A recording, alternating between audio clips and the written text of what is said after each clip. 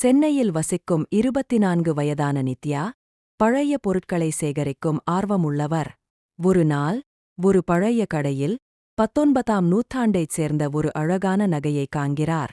அது ஒரு பழைய தங்க சங்கிலி, அதில் ஒரு சிறிய பெண் உருவம் பொறிக்கப்பட்டிருக்கும். அந்த கடையின் உரிமையாளர், இந்த நகையை வாங்காதீர்கள், இது சாபமிட்டது என்று எச்சரிக்கிறார். ஆனால் நித்யா அதை வாங்கி வீட்டிற்கு கொண்டு செல்கிறார். அந்த நகையை அணிந்த பிறகு நித்யாவின் வாழ்க்கையில் மர்மமான சம்பவங்கள் தொடங்குகின்றன. அவளது அறையில் இரவில் குழந்தை சிரிப்பு மற்றும் அழுகை கேட்கப்படுகிறது.